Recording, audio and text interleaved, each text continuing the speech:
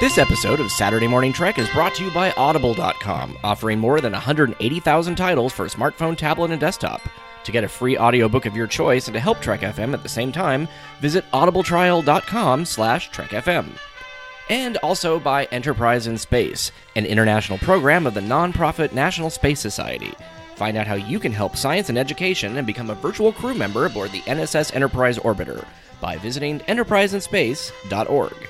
And if you want to join the conversation and share your thoughts on this episode, join the Babel Conference, our listener group on Facebook. Just type BABEL into the Facebook search field. We look forward to seeing you there.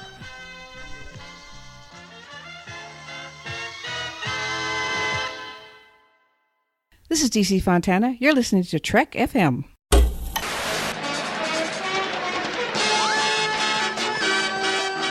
Get set now for action and adventure. Future's here for us to see. It's 2200 AD. Their mission, to fight injustice, to right that which is wrong, and to boldly go where no man has gone before. Welcome to Saturday Morning Trek Supplemental Number 3. Today we're going to bridge the gap between the animated series and the new Star Trek Discovery, and we're going to dip in a bit to David Mack's Star Trek Discovery tie-in novel, Desperate Hours. So, here's your spoiler alert. And that's something I never thought I'd have to say on Saturday Morning Trek. So, to chat with me about Klingons, Alice in Wonderland, and say lots is Dr. Trek himself, Larry Nemeczek. Welcome back to the Wood Panel Den, Larry. Oh, hey, did you put is this new shag that you put in here? Is this even shaggier carpet? Yeah, it is. Actually, we decided that, it's Halloween season, so we got some orange shag. We're kind of going to theme it, with the different seasons. And, yeah, with a little yellow highlight in there. That's nice. Okay, yeah. Wow. And we're actually, Adam is out right now getting the Halloween costumes. It's the plastic, full frontal, just poster basically that you wear, and then the plastic mask that you can't see out of. Yeah. So well, it's Halloween, isn't it? Yeah. So he's out getting those. So in the meantime, I thought, since we have this new Star Trek on TV, which is just kind of crazy, that we could talk about Klingons and maybe a little bit about how animated series has actually been referenced in the new Discovery. Did I miss the purple-vested Klingons in Discovery? Did I? No, we have not seen those yet. But no, we've heard a reference to Once Upon a Planet. Mm-hmm. But before we get into that, I have, doing my research for some other articles and stuff, I found a really interesting memo from Jean. Yes, you did. I had not seen this. From Jean to Dorothy, who, for all intents and purposes, was what would it be, showrunner today of the animated series. She kind of took the ball, ran with it, even though we had Lou Scheimer and Norman Prescott as sort of like the big wigs at Filmation. She was the one who was she was the Klingon, the Star Trek brain. Yeah, she was the torchbearer basically for the for Star Trek. So I think what we'll do is let's read the memo to the audience, or I will do that, and then you and I can talk about it because it kind of has a bearing on how people are thinking about the Klingon redesign today, and it sheds some light on the fact that they considered redesigning the Klingons even earlier than the motion picture in the late 1970s.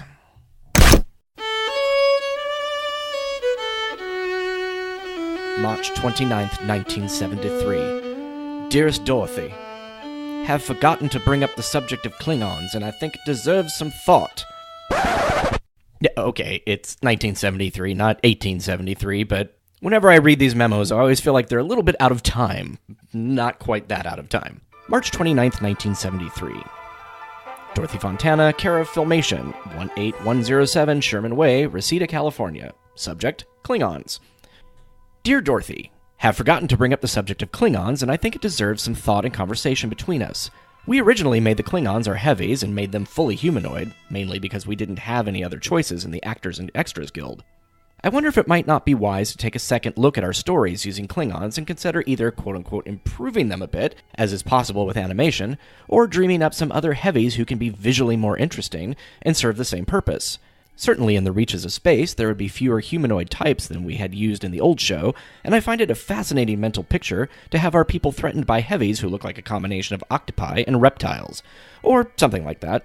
Perhaps we should make it a point in our animated version that the Klingons have been defeated and are no longer a threat, but their civilization has been taken over by new life, which uses the same enemy ships but is much more dangerous. Or we perhaps find that this new life form to be the master race which supplied the less dangerous Klingons with their technology and is now backing them up against the Federation. Let's discuss. Maybe this is still another example of how and why we should take a second animated look at everything we did before. Although we would have some fans sorry to see the Klingons go, I certainly believe our ingenuity can make the trade more than acceptable. Love, Gene Roddenberry. So that's kind of interesting. The fact that it wasn't even the motion picture where we first decided that it might have been good to redesign the Klingons, but for the animated series, which that could have been really interesting. You could have got some really different looking alien. Well, right, that was the whole point, and they exploited that all over the place. They yes. Yeah. But yeah, it really comes up here with, what can we call this? Creator's remorse. Not, oh my God, why did I do that? But oh my God, I wish I could have done back then what I can do now. And here at the time, it's just the freedom of animation. Even as people, I don't know, people are like, oh, I hate the animated series. It's the animation is so slow and clunky. Like, there's 1973 and Saturday Morning. What did you like? Have you watched cartoons? The amount of stuff that they put together on that short term, and yes, to me the backgrounds are beautiful, and it's art in itself. And they pushed the limits for what they could do. They didn't just churn up. Sometimes they would repurpose Filmation things, but a lot of times, most of the time, it was other Filmation shows repurpose stuff from here.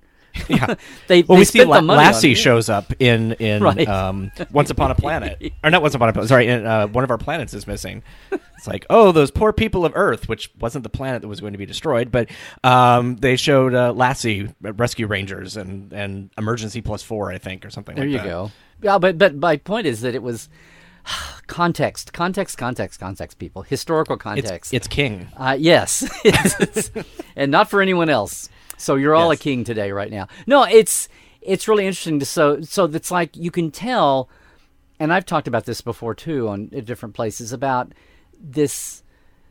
Gene is torn. Gene is in the world of Hollywood. If you're going to be an up and coming, an actor or a writer or a producer, you don't ever sit on your laurels.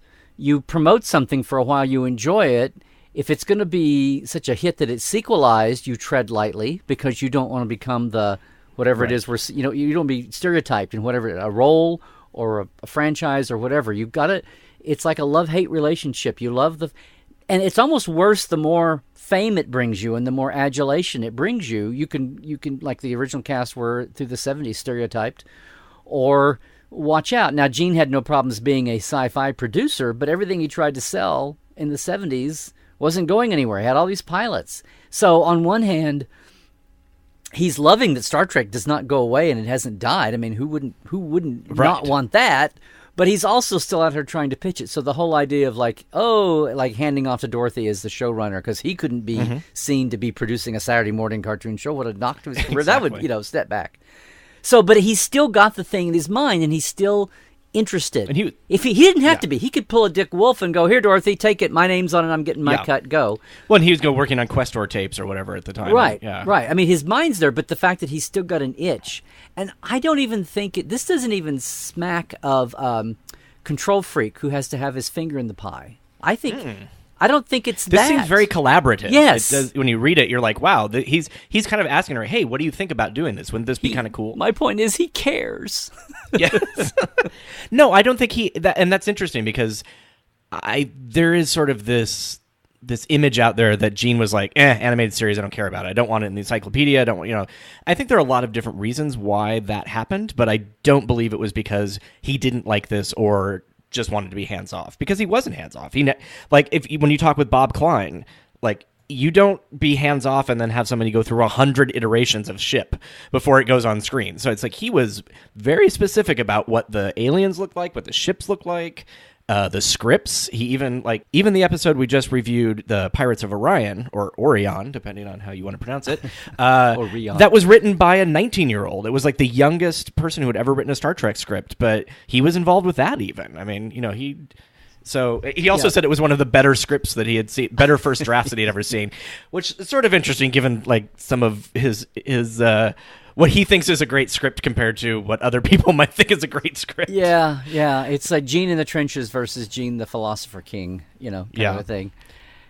But I love the idea in here that, they considered it quote unquote improving the look, because that's sort of what later when they go into the motion picture, what he sort of wants to do. But I like the idea that they could have actually been like, oh, the Klingons are sort of defeated and we're moving on, or that there actually were bigger bad guys behind the Klingons. Mm-hmm. Like the Klingons were actually a subjugated race, and they had these other like, oh, these are the real bad guys. It's kind of like meeting the Jem'Hadar and going, no, but it's really the founders are behind them. So, and I kind of wonder, like, I thought of that too. It's like that's really interesting that some of this kind of eventually. I mean, I suppose that's not a completely unique idea in science fiction, but it's cool. This is, there's a practical end here. So he's invested enough in them, wishing that they could have made them more quote unquote alien along the way, whatever, instead of just humanoid, right. with shoe polish on and goatees and, Mingamongo types. And the fact that he's thinking maybe the animated is the place to do it and aware that they're set, but maybe we can tread carefully. But the fact that he's trying to retcon these ideas for what would happen, and not just they just magically changed. Right. Maybe there could be an augment virus. Maybe I could invent that word before they do. 45 years from now. And it's interesting that he says that it's not like, oh, we didn't have enough money to do this, but it's like that the actors and the extras guild didn't have like the right body types. It kind of seems like it's like, okay, that's like they needed people who could put on an octopus or a reptile outfit, or I don't know. That was, and when you read, can't all be Janos Prohaskis. Yeah. When we move on to the motion picture and Robert Fletcher comes in to redesign the Klingons, the comment about octopi and reptiles sort of fits with the hairy crustacean. That whole idea that they're kind of humanoid, but they still have bits and pieces of the crustacean, lobster, or whatever. And if you look at the concept sketch for the motion picture Klingons, some of that has been carried over into Discovery. It's got like the way that the early designs for their sort of plated uniform, segmented crustacean-y kind of ribbed. Yeah, as not just their armor, but their skin. And if you look at their hands, their hands even have like a little bit, like their fingers seem a little bit longer and stuff. And if you look at the original motion picture concept, which we will post in the Babel conference, it has sort of a little bit of that sort of almost tentacle-like hands. So it's kind of interesting. It's like I'm almost wondering if something like that, even though it was Bob Fletcher, if they had decided to move forward in the animated series, what would that have actually looked like? And I'm half tempted to call Bob Klein and say, hey, I'm going to give you an assignment, and then have him go, no, I don't work on Star Trek anymore, not for 43 years. It's been a while. But what's this whole thing about the reptilian clawed, the other thing that remember the claw alien that was the shadow thing in the cage in the booth? Oh, they tried to do, and it looked so hokey they cut it out. Yeah. But that's like, and the original, who was it? Gene wrote memos. Who was it that was supposed to be clawed-ish? The Telosians were supposed to be originally claw type. So Gene's had this like claw fetish equals really cool alien. To carry that into landscape in the animated series, volcanoes. Anything with lava and volcanoes was fantastic. So I feel like if I had known that and I went back in time and was going to write a script, as long as I put a volcano in there somewhere, the script would get made. The attack and the lava could be sentient. So with claws. With claws, right. No, Captain, we can't kill the lava. It's alive. No freeze eye. No freeze eye. I think we found our show title. Now, Star Trek, the television series that became an American phenomenon, takes you into the future every Monday through Friday at 8 p.m. on WKBD-TV, Channel 50. Join Captain Kirk, Mr. Spock, and the crew of the Starship Enterprise on their exploits throughout the universe. Star Trek, Now, every Monday through Friday at 8 p.m. on WKBD TV, Channel 50. And just looping back to the motion picture really quickly, the Bob Fletcher, the designs that he showed Gene, and it's interesting because I watched an interview with him, and what he says on the interview... A very late life interview. A very late life interview, yes. Doesn't quite match what he's said in other books or what other people have said in other books about how the Klingons were made. But... in general, it does look like some of the stuff that he pulled out was supposed to be based on a design created for The Tempest, starring Jack Palance. And the Caliban character, which is kind of an alien-ish. Yeah. The designers have gone to town with over the years. Yeah, and he's got kind of like... it almost has like the threat ganglia that Saru has on it, which is interesting. And he's got the ridged forehead and all that. But I just think... Jack Palance would have made a really good Klingon. Oh, yeah. Like, he would have... it was just like, why didn't we ever see that? It was like, that would have been perfect, because he was, active well into the 80s, so he could have been on TNG or something. Can you just see Jack Palance? It would be perfect. It would have been glorious. It would have been like a Western glorious instead of, John Colicos' Shakespearean glorious. Well, and actually interesting, related to that...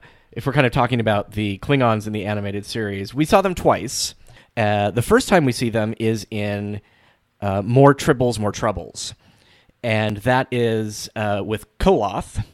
And they have the Glomer, which is the tribble-eating creature.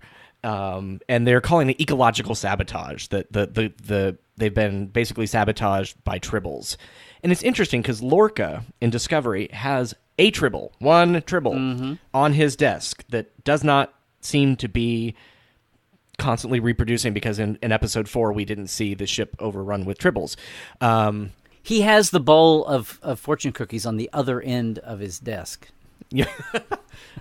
What, is he keeping it starved? Yeah, is that what you're saying? It's arm's length apart, yeah. Yes. Well, I'm wondering if somehow something that he does... because he's, win the war by any means necessary. We know that the Klingons don't like tribbles. I wonder if he, somehow genetically engineers them to become an ecological sabotage of some kind. Like, drop them off on a Klingon planet and it just eats all of their food. Oh, that would be hysterical. Where suddenly he's the one who's responsible for the prodigiously, multiplying tribbles. They had not... it's because it was always theoretical that they were just in an environment where they had a really aggressive predator and they had to keep multiplying that much. Nobody ever...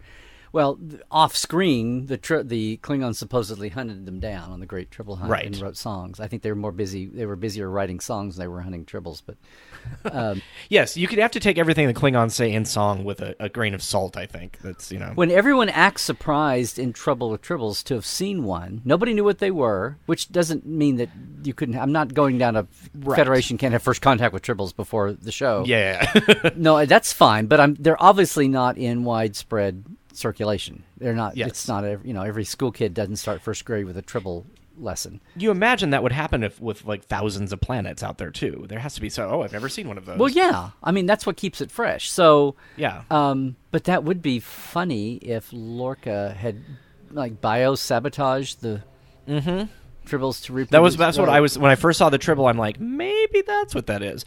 But this also has. It's actually just his personal room guard. If a Klingon ever breaks in. Well, that could be if we find out that he's gonna wish he had that tribble in his pocket next week, this week coming up. Yeah. Another tie-in to Discovery and Klingons. This is from the second episode that we see Klingons in, the Time Trap. Also, the last time we see the smooth-headed Klingons is Cole, played by Kenneth Mitchell, is from the House of Kor.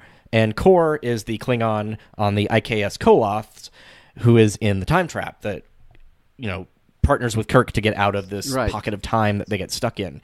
So that's kind of cool that he's part of that same house. And obviously that's a TOS reference originally, but... as well as his DS9 reprise as an old Dahar master. Yes. Right. So it's pretty cool that they have all of these Klingon tie-ins, and I really liked how he ended the memo with a sort of, just like some people are going to be Gene's memo to Gene's Dorothy memo, from yeah. 73 for the animateds. Yes. That, although some fans are going to be not, super happy to see the Klingons go if they got rid of them, or change if they had, altered them, but they kind of hope that their ingenuity and what they were going to do with that was an acceptable trade-off. And I kind of hope that people sort of think about that when they watch Discovery, because if you weren't ever interested in Klingons before, you might actually be interested in them before. They were never my favorite alien. I was fine with them. I wouldn't like, oh my God, I'm never going to watch this. But to me, they just felt really kind of two-dimensional. It was just sort of like, oh, they're a warrior race, and that's where it ended. Where I feel like in Discovery, we're kind of, okay, they're not just a monoculture. We're getting information about people who are on, either they have a different physical appearance than the average Klingon, and they're kind of being, chastised and put down and not put down, but like, demoted or not even, considered a person in a sense, because they've left all those people behind. It's just, I like that that's expanding, and no, they don't look like the Klingons from the original series in this time period. They also don't look like the Klingons in TNG, and I think also people just forget in general that if you have a group of people, they want to put their creative stamp on something. So right. They might change it because they want to. Well, that's where totally their purview. Well, right. That's where if we're dipping into Discovery here, there's this. People are going to eventually get that this is not an ordinary series. I hate to say it's not even an ordinary Star Trek series, because I don't know what that would be. But the whole thing of starting up from scratch again with a whole new team, or finding out who to, just attacking something that's not just got all of fandom hopes and wishes and frustrations tied up with it, but this, huge big business gamble. It's the right. Flagship for All Access, and whatever people think about it. This began as a business before they had a format and a showrunner. It was a business decision when they plugged Star Trek into this business decision. So that's the reality of it. So, but with all that hanging here, it is funny to go back and realize that the Klingons were the thing that Gene had the itch to, like I said, the creator's regret that he'd been wanting to improve on. And everything along the way, it took 25 years to come up with the augment virus, but that kind of finally settled the whole, right. Oh, come on, it was just a budget upgrade. It's just, just different thing. It's like, okay, no, I'm going to keep watching. I'm going to go to bed every night. I'm going to get up in the morning. But somewhere in the back of my mind, it's going to be working away. I've got two gears that are going to, for 25 years, are going to work away on how to resolve this. And then they didn't want to touch it because, it's going to take too long. It would, people would have to, they would shoot. The reason Tribulations didn't get into it, and they came up with the joke line, which then cemented it, did the exact opposite. And then they I feel like if they hadn't done that, or if fans hadn't even if fans weren't that interested, it never would have got resolved. It just would have been what it was. The FASA game guys dealt with it in the 80s and said that it was a Klingon. It kind of goes down there that it was an intentional interbreeding of troops to contact the Federation before, instead of just their visions of the whole spiny-headed or vertebra-headed. Bumpy-headed Klingon was kind of like a buffer to, we'll introduce you to these guys before we throw our full fearsomeness at you, which I could see it going both ways. But the point was, somebody felt like it needed to be addressed, and they came up with something to do it. So it's just, the point is, way before Discovery and even before Motion Picture, this memo is just priceless. And the fact that Discovery's even retconned it to say 24 houses. And from what I've heard lately, there's actually more than 24 houses. It's just the 24 houses are the ones with the power. But Klingons aren't the only thing we've been talking about. No, just kidding. Klingons aren't the only thing related to the animated series, actually.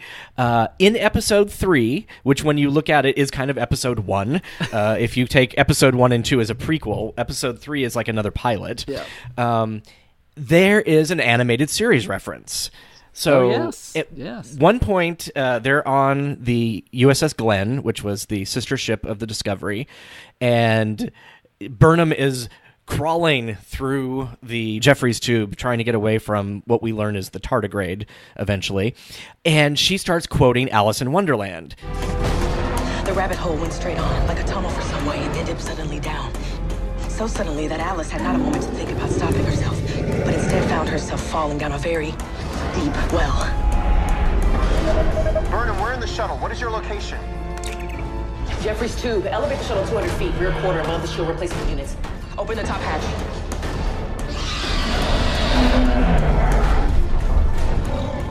She was now only 10 inches high. Her face and body brightened up. She was now the right size to go through the little door into that lovely garden.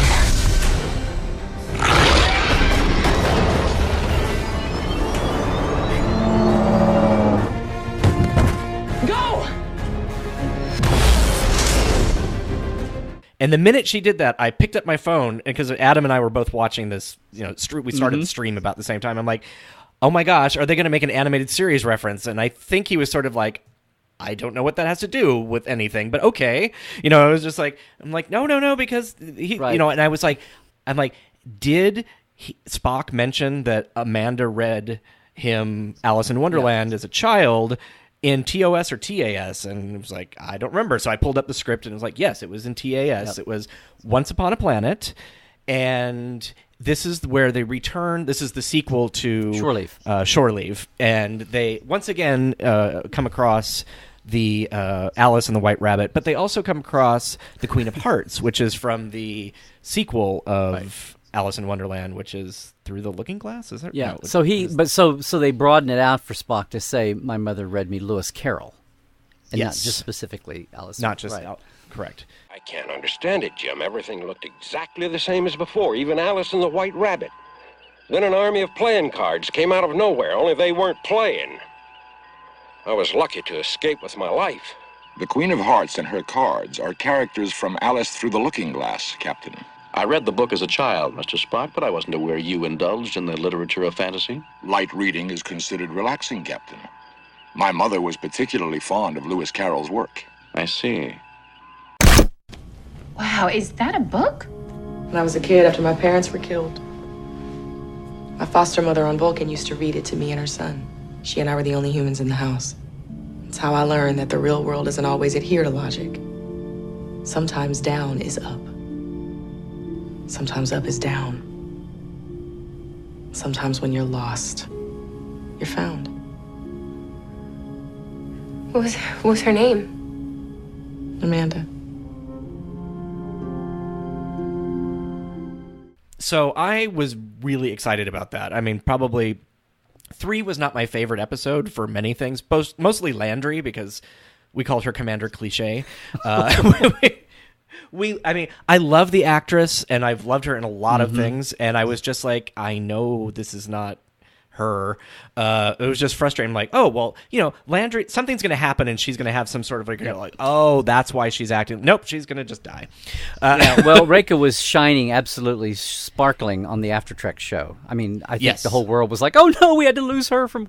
Well, she's not lost from convention. She does conventions a lot. Yeah, because of her. Well, and when we saw her at the premiere as well, Right. she was just like, super bubbly, and I'm just like, I can't wait to see you in this show. And yes. then I was just like, wow, I really don't like your character. We had her and she was a guest on Continues right before she was cast. Well, actually, it was like a year before, but before the show came out, or right about the time the episode was dropped, was her casting news. So, very excited for her. So she was just sparkling. Her smile just lights up the room, even when she's on a Skype connection.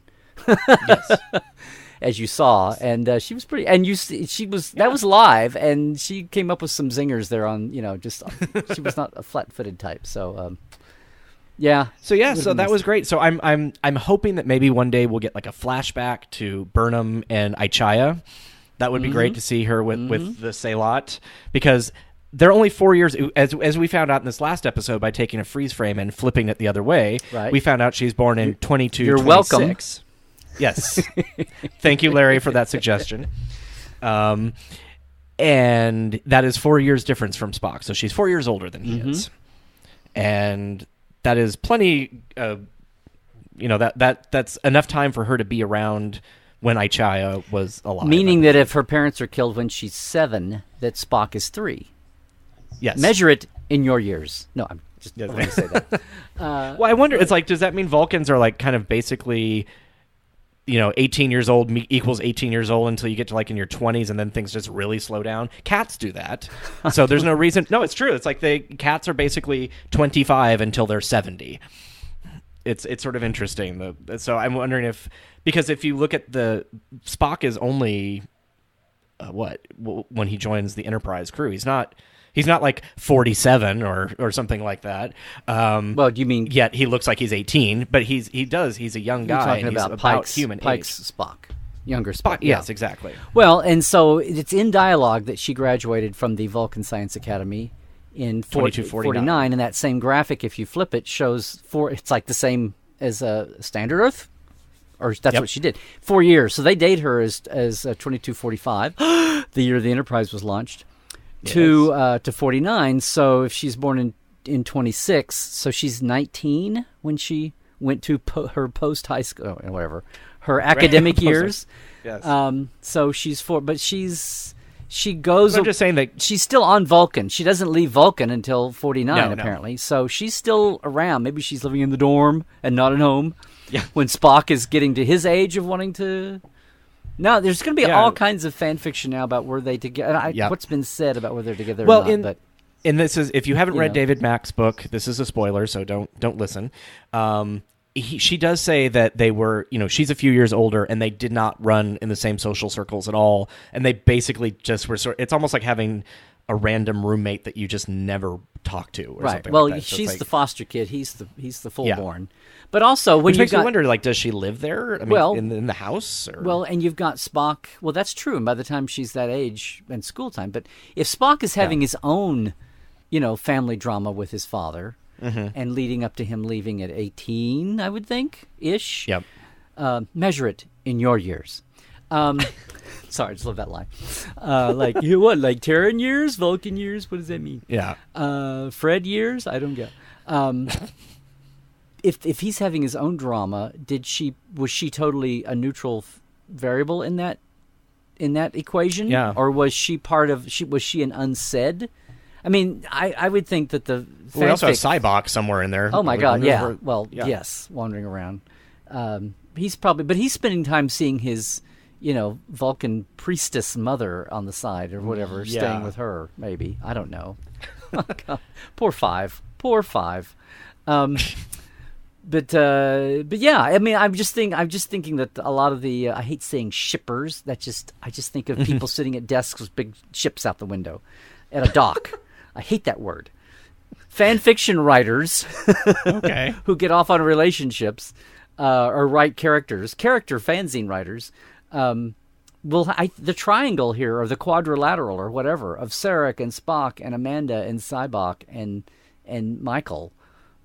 Like that, like the put together the new animation family portrait. I just love that, but it's kind of like, and David doesn't get into that. He just kind of they have a scene, but he just dismisses the background. So that no, actually, that is one thing I really loved in David Mack's book is that she experiences.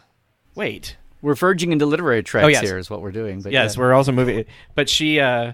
Well, I'm sorry. I claim anything that's in the animated series because it's so little of it. Whether it's in a book or a movie or a TV show, it's mine.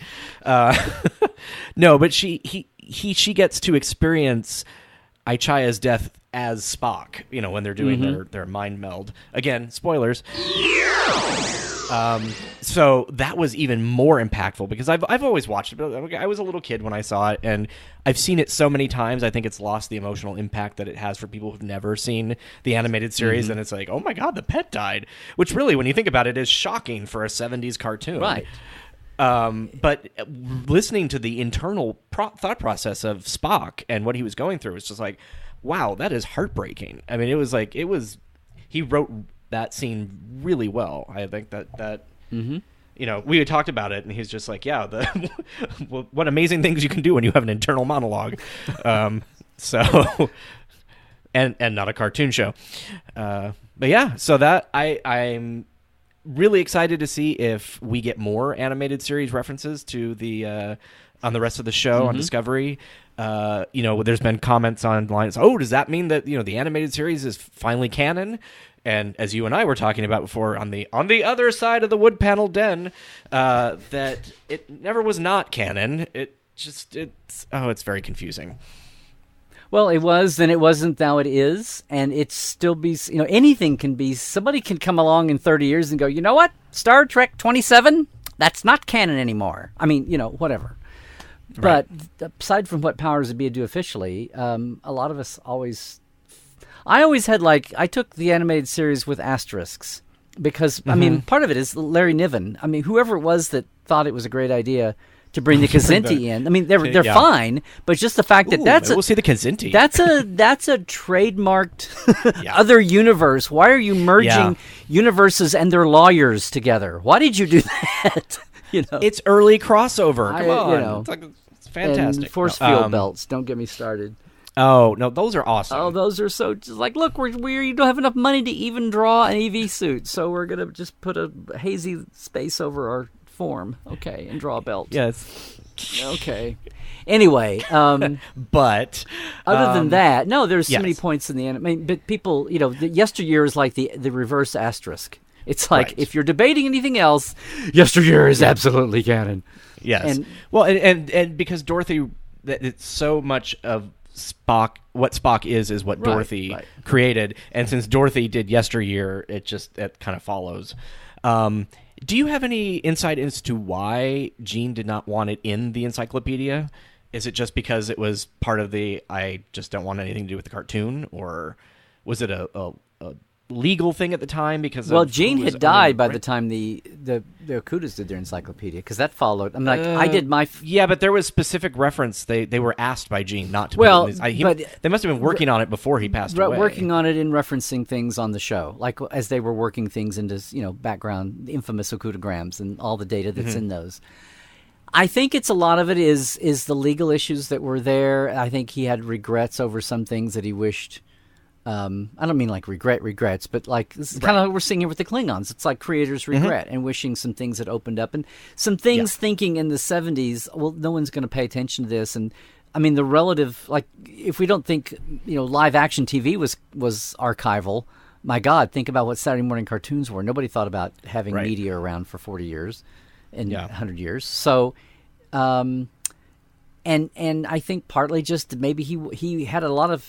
We're talking about how he made notes on everything, but maybe thinking he should have had more notes. So some of it is just the thing of, okay, guys, really, we have enough stuff we have to deal with from the live action show that I wish I could change, but really we're going to treat the animateds like they're real people, real people saying those lines, and we have a different perspective on it now. And some things, again, I think the Kazinti legal issue was there. I think he may have been embarrassed by Giant Spock and Giant Dr. Caniclius. There may have been some background bits that he wished he could tweak, so. What Darren and I originally, I think last year when we first started doing the podcast, we kind of thought about it as Disneyfied Starfleet history. It's sort of like if Starfleet was going to make a historical movie and hand it over to Disney, what would they do? Giant Spock! And, it's like there's a kernel of truth of whatever that information is there, and then it was just sort of like a children's story version of it or something like that. I'm like, tell us, Uncle Donald, tell us, Uncle Donald. Yeah. That was horrible. Huey, Louie, and Dewey, I'm sorry, but yeah. But the Disneyfied. Yeah. Talking about Klingons isn't the only thing we've been doing on Trek FM this week. Here's a listen to some of the things you may have missed elsewhere on the network. Previously on Trek.fm, Earl Grey. Is there anything else we need to add, or do we think that's the? Are we going to cure Riker, or? Oh shoot! I forgot about Riker. Yeah, sure, fine. We'll keep him around. Yeah, we've cured Riker, and then for me, this would or not. Meta Treks. Troy's quarters, Data's quarters. They're very Spartan. They're very Spartan. In fact, Data's girlfriend even says they're Spartan. Right? Yes. And so what does she do? She brings him stuff. A trinket to fill it up. to fill it up. Warp 5. And this reminds me so much of The Cage. So much of The Cage. See, I think of you think of The Cage too, but I also think of what's his name, Baylock in the Corbomite maneuver. Yes, right? yes. Offering him the drink. Tranya. The Edge, a Star Trek Discovery podcast.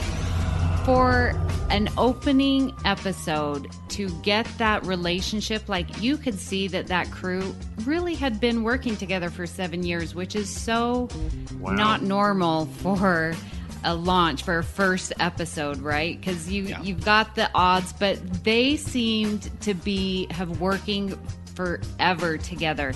The camaraderie that they had, the trust that they have with each other. And that's what else is happening on Trek.fm. So check out the shows and get in on the daily Trek Talk. You'll find them at iTunes, Stitcher, TuneIn, Spreaker, and the Windows Podcast Directory for Xbox and Zune. You can visit our website at Trek.fm and view our podcast directory and stream all of our shows right from the website. We'd also like to invite you to leave us a rating and review in iTunes. Not only does it help us know how we're doing, it also helps other people find the show. Before we go, I'd like to thank our patrons, Norm Lau, Eric Extreme, and Juke Him. Thank you for your support. And if you want to become an associate producer of a Trek FM show, all you need to do is become a patron of the network at the $25 or more level. Go to patreon.com/TrekFM and find out how you can become part of the team. That's patreon.com/TrekFM. So, Larry, where can we find you when you're not on a multitude of Trek FM shows? Well, Aaron, I'm still hanging out at LarryNemechek.com and at Larry Nemechek on Twitter and Larry Nemechek's Trekland on Facebook, and all my other projects are out there. But right now, this is hot news. This week, Wednesday night, the 18th, we're having the second anniversary. I can't believe it's been 2 years. My second anniversary open house for Portal 47. What that means is, if you've heard us talk about it for here a couple of years now and wondered what it was about, the highlight, or one of the highlights of the monthly package, is our telebriefings. The showcase every month of those is when we have a guest on, and that's why I chose having a cool guest. Like last year we had Bob Butler, who was the director of The Cage, and it kind of fit in with the 50th anniversary. So I thought, well, 30th anniversary, who's in that mold? And David was there at the very beginning, and then he went from production, and also and overlapped. People used to gripe that he would tell other directors no, but then when he directed, he gave himself all the toys and paid for them. That he wound up being a director and has all kinds of great episodes to his credit, and worked with all four casts. So I just can't wait to get into early days of Next Gen with him and all the casts, and more so, as all our guests do, he was there and knew people, and a lot of them who were not around. And I'm, of course, with Portal, we're talking about backstage and all the folks who, the deeper dive is to see all the folks who really had the decisions on the Star Trek that you knew. So all the people that he knew and worked with, from Gene on down. So really looking forward to that. So yeah, a lot of exciting stuff. Very cool. Yeah, a lot of people don't know that, but 2.5 years ago, I was at Comic-Con, and I was the first person to sign up for Portal 47. You were. Thanks for saying that. Yeah, you have the gold membership card, Portal 47 number 1. We had people from all different types of fandom in that room. It was like the people who liked Kelvin, the people who didn't like Kelvin at all. Just like there were people who were only TNG fans or only Deep Space Nine fans. So it's like it was a really good mix of all these different types of fans, and they were all the Comic-Con very cordial to each other. The Comic-Con. Well, it's another meme we've busted. It's like Yeah.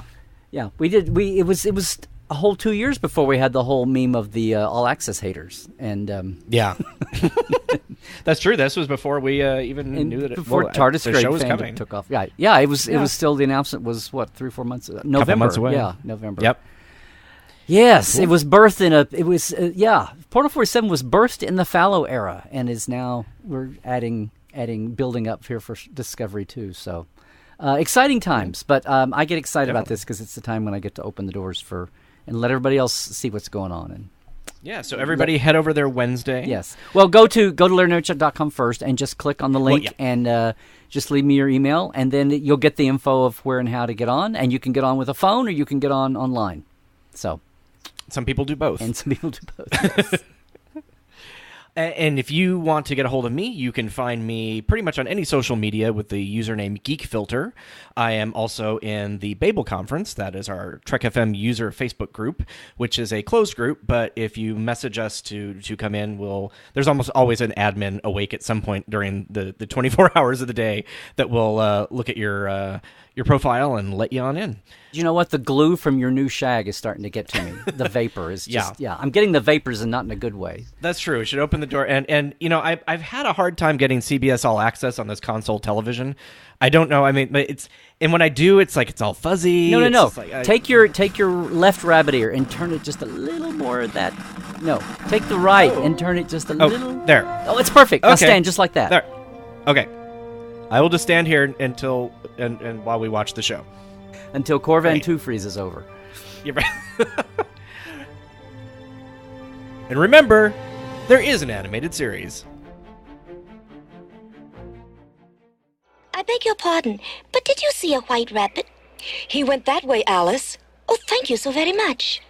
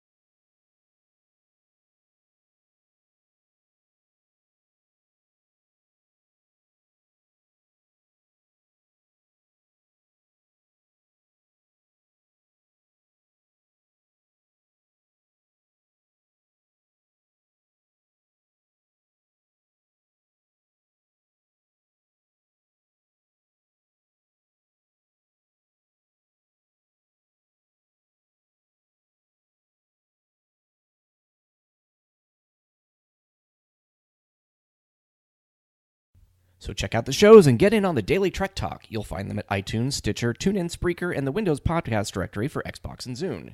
You can visit our website at trek.fm and view our podcast directory and stream all of our shows right from the website. We'd also like to invite you to leave us a rating and review on iTunes. Not only does it help us know how we're doing, it also helps other people find the show.